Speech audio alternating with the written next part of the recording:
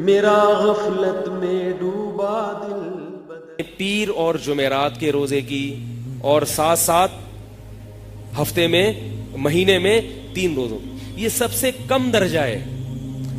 صحابہ کرام کا معاملہ تو بہت آگے تھا۔ بعض صحابہ نے پوری زندگی روزے رکھے، موت کا وقت آیا تو رو رہے ہیں۔ کسی نے پوچھا کیوں رو رہے ہیں؟ فرمایا کہ میں جو روزے رکھتا تھا نا اللہ کے لیے، اور گرمی کی شدت میں بھوک اور پیاس برداشت کرتا تھا اللہ کی خاطر، وہ لذت اب مجھے کبھی بھی محسوس نہیں ہوگی۔ قبر میں جنت کی نعمتیں تو ملیں گی، مگر اپنے محبوب کے لیے بھوک اور پیاس برداشت کرنا، اس نعمت سے ہمیشہ کے لیے محروم۔ بعض لوگوں کی عبادت اللہ ایسی آنکھوں کی ٹھنڈک بنا دیتے ہیں کہ انہیں حور و رنگ میں وہ مزہ نہیں آتا جو عبادت میں آتا ہے۔ ایک بزرگ کا جب انتقال ہونے لگا تو انہوں نے کہا ان کو نماز میں اتنا مزہ آتا تھا، جیسے نبی نے فرمایا نا قرۃ عینی فی الصلاۃ، میری آنکھوں کی ٹھنڈک اللہ نے نماز میں رکھی ہے۔ ہم تو نماز پڑھتے مجاہدہ کر کے، نبی جو نماز پڑھتے تھے تو آپ کو تو دل لگتا تھا، اس میں آنکھوں کی ٹھنڈک تھی۔ تو بعض اہل اللہ ایسے ہوتے ہیں کہ ان کو عبادت کا ایسا چسکا لگتا ہے اللہ کے لیے عبادت کرنے کا کہ وہ اس پر پریشان ہوتے ہیں کہ جنت میں اللہ نے عبادت کیوں نہیں رکھی۔ تو ایک بزرگ کہنے لگے کہ میرا جب انتقال ہوگا اور قبر میں کوئی حور آئے گی تو میں اسے کہوں گا بی بی یہ مصلا بچھا، ٹھیک ہے نا، یہ مصلا بچھا، خود بھی نماز پڑھ اور مجھے بھی اللہ اللہ کرنے دے۔ وہ تو ابھی حور دیکھی نہیں ہوگی نا انہوں نے، وہ ممکن ہے جب حور دیکھ لے تو کہیں ٹھیک ہے پڑھیں گے، لیکن تھوڑا ٹھہر کے پڑھیں گے ضرور۔ بہرحال ان کا ایک جذبہ تھا، ان کا ایک جذبہ تھا، نماز ان کی آنکھوں کی ٹھنڈک تھی۔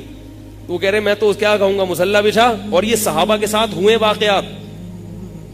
ایک صحابیہ نبی صلی اللہ علیہ وسلم کے پاس آئیں، عرض کیا کہ یا رسول اللہ میری شادی ہوئی، میں دلہن بن کے اپنے شوہر کے کمرے میں گئی ہوں، جوان ہوں، مگر میرے شوہر میری طرف آنکھ اٹھا کے نہیں دیکھتے، کیا کرتے ہیں؟ وضو کیا، مصلا بچھایا، پوری رات نماز میں گزار دی، اور صبح سحری کے وقت سحری کھا کے روزہ رکھ لیتے ہیں۔ وہ یہ سمجھیں کہ شاید یہ نامرد ہیں، یہ ان کو عورت کی طرف حاجت نہیں ہے۔ نبی صلی اللہ علیہ وسلم کے پاس آئیں، عرض کیا کہ یا رسول اللہ میرے شوہر ایسا کر رہے ہیں۔ آپ نے ان کے شوہر کو بلایا، پتہ چلا کہ ایسا نہیں ہے، نامرد نہیں ہے۔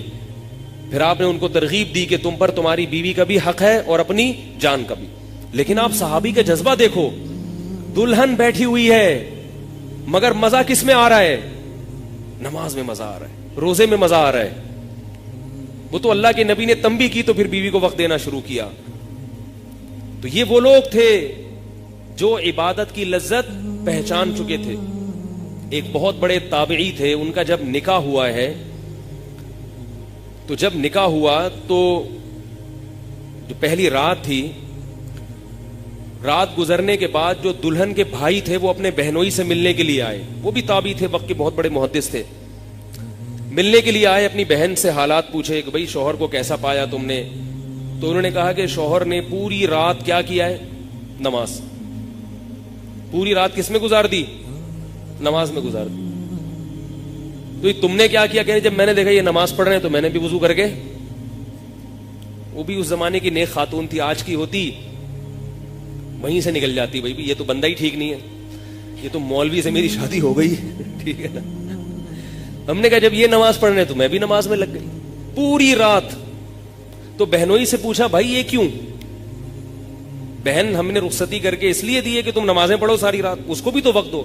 تو انہوں نے کہا میں جب کمرے میں آیا تو میں نے دلہن دیکھی خوبصورت، اور دلہن کا خوبصورت کمرہ سجا ہوا جو ایک ہی دفعہ زندگی میں انسان دیکھتا ہے، اس کے بعد ترس جاتا ہے بیچارہ، ٹھیک ہے نا، دیکھنے کے لیے۔ اس کے بعد جو گھر کی حالت ہوتی ہے وہ آپ خود جانتے ہیں کیا ہوتی ہے، بچوں کے پیمپر جگہ جگہ پڑے ہوئے ہوتے ہیں اسی کمرے میں، ادھر بھی بچے نے اپنی مائیں بچھائی ہوئی ہیں، ادھر بھی مائیں بچھائی ہوئی ہیں۔ خیر، تو وہ کہتے ہیں کہ میں جب کمرے میں آیا اتنا خوبصورت میں نے سجا ہوا، کنوارے تھے، جوان تھے، اور اتنی خوبصورت دلہن دیکھی تو مجھے خیال آیا کہ جب یہ دنیا میں اللہ نے لذت کا ایسا سامان رکھا ہے تو جنت میں کیسا ہوگا، اور جنت کی حور جس کو اللہ نے بنایا ہے ہمارے لیے اور اس کے کمرے کو اللہ نے سجایا ہے وہ کیسا ہوگا۔ تو میں اس کی لالچ میں نماز پڑھنے لگا اور اللہ سے دعا مانگنے لگا کہ اللہ اس جنت سے مجھے محروم نہ کرنا۔ میں نے کہا یہ تو کہیں بھاگی نہیں جا رہی ہے, یہ تو اپنی بیوی ادھر ہی رہے گی, پہلے اللہ سے وہ مانگ لو. تو ان کو پتا تھا کہ نماز میں ملتا کیا ہے, روزہ رکھنے سے ملتا کیا ہے, تو اس لیے ان کو نماز میں بھی مزہ آتا تھا اور روزے رکھنے میں بھی مزہ آتا تھا. ہمیں نماز, کیونکہ ہماری سب سے محبوب چیز ہے گٹکا, ہماری سب سے محبوب چیز ہے پان, ہماری سب سے محبوب چیز ہے چائے, ہماری سب سے محبوب چیز ہے تمباکو, سگریٹ. ہمیں روزے میں یہ چیزیں نہیں ملتی, لہذا دنیا کا ہر کام کر سکتے ہیں مگر روزہ نہیں رکھ سکتے. تو یار کیسے گزارو, نسوار کے بغیر کیسے میں چلوں گا سارا دن بھائی, گٹکے کے بغیر کیسے چلوں گا. جنت کی حوروں سے محرومی اور گٹکوں پہ اکتفا. تو بھائی ہمت کر لیں, کیا خیال ہے, پیر اور جمعرات کا روزہ اور ایام 20 کا, اور گھر میں سب کو رکھوائیں گے تو ماحول بن جائے گا, بیماریاں ختم ہوں گی. اور یاد رکھو روزہ رکھنے سے کبھی بھی صحت خراب نہیں ہوتی. کوئی ڈاکٹر اگر یہ کہتا ہے نا روزہ رکھو گے تو کمزور ہو جاؤ گے, اسے میرے پاس لائیں, اس ڈاکٹر کو آپ میرے پاس لائیں, میں اس کو اپنی زبان میں انشاءاللہ سمجھا دوں گا. ہمارے نبی نے کبھی ہمیں ایسی بات کا حکم نہیں دیا جو ہماری صحت کے لیے نقصان دہ ہو. ہاں بچوں کے لیے روزے رکھنا نقصان دہ ہے, کیونکہ بچوں کی گروتھ ہوتی ہے, ان کو خوراک چاہیے. کبھی کبھار ان کو رکھوا دیں, ان کو زیادہ روزے نہ رکھنے دیں. میں تو بچوں کو رمضان کے روزے نہیں رکھنے دیتا, اس گرمی میں 2 روزے رکھ لیے بس بہت ہے, پھر وہ جمعے رکھوا دیے عادت ڈالنے کے لیے. جب بالغ ہو جائے تو پھر ہے, کیونکہ وہ گروتھ کا ٹائم ہوتا ہے, اس میں پھر نقصان ہوتا ہے بچوں, اس لیے شریعت نے بچوں کو حکم بھی نہیں دیا. تو یہ تو وہ پیر اور جمعرات کا ہے, اور اسی طرح مہینے میں 3 روزے ہو گئے. باقی کیا کرنا ہے کہ اگر آپ کے لیے پیر اور جمعرات کا روزہ رکھنا مشکل ہے تو یہ کوئی لازم نہیں ہے, جب آسانی ہو اس دن رکھ لیں. ہفتے کو بھی بعض لوگ پیر جمعرات کو پکڑ کے بیٹھ جاتے ہیں. اب ان کو ہفتے کے دن مثال کے طور پر چھٹی ہوتی ہے آفس سے, اتوار کو چھٹی ہوتی ہے, روزہ رکھنا آسان ہے, لیکن وہ کہتے ہیں نہیں روزہ تو پیر کا سنت ہے, میں اتوار کو کیوں رکھوں. تو یہ بھی بدعت ہے. یہ سوچ کیا ہے, بدعت. ہمارے نبی صلی اللہ علیہ وسلم پیر جمعرات کا اہتمام کرتے, مگر عائشہ فرماتی ہیں کہ آپ صلی اللہ علیہ وسلم کا کوئی خاص دن نہیں تھا.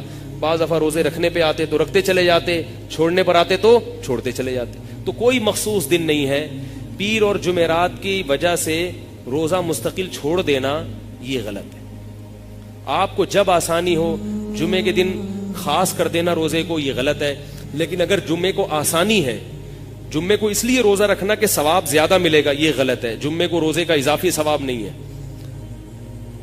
اسی طرح جمعے کی رات کو عبادت کا اضافی ثواب نہیں ہے. نبی صلی اللہ علیہ وسلم نے فرمایا کہ جمعے کے دن کو روزے کے ساتھ خاص مت کرو اور جمعے کی رات کو عبادت کے ساتھ خاص مت کرو. لیکن اگر کسی کو جمعے کی رات کو عبادت میں سہولت ہے تو وہ عبادت کرے, اس پہ پابندی نہیں ہے. جیسے شب جمعہ میں تبلیغ والے جاتے ہیں تو ساری رات گزارنا ہے مسجد میں, تو اب وہ عبادت کر سکتے ہیں اور اس میں انشاءاللہ ان کو ثواب ملے گا. اور جمعے کے دن اگر کسی کو روزہ رکھنا آسان ہے, چھٹی ہوتی ہے اس دن یا اور کسی وجہ سے, تو وہ جمعے کا بھی رکھ سکتا ہے. تو پیر جمعرات کو رکھنا مشکل ہے تو جس دن چاہیں رکھ لیں. خلاصہ یہ کہ ہفتے میں کم از کم 2 روزے, بولو نا بھائی, رکھ لو, اور مہینے میں 3. اور شوال میں نبی صلی اللہ علیہ وسلم نے 6 روزوں کا حکم دیا.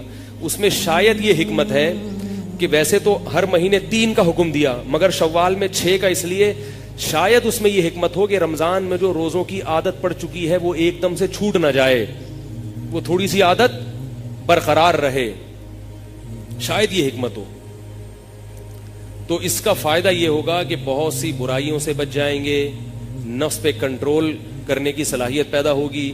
روزہ رکھ کے انسان بہت سے گناہوں سے بچتا ہے. اگر کوئی روزہ رکھ کے بھی گناہ کر رہا ہے تو یاد رکھو اگر روزہ نہ رکھتا تو یہ گناہ زیادہ کرتا. بعض لوگ کہتے ہیں کہ روزے سے کہاں گناہ چھوٹتے ہیں, لوگوں کے فون آتے ہیں کہ ہم نے تو روزہ رکھا پھر بھی ہم سے گناہ ہو گیا.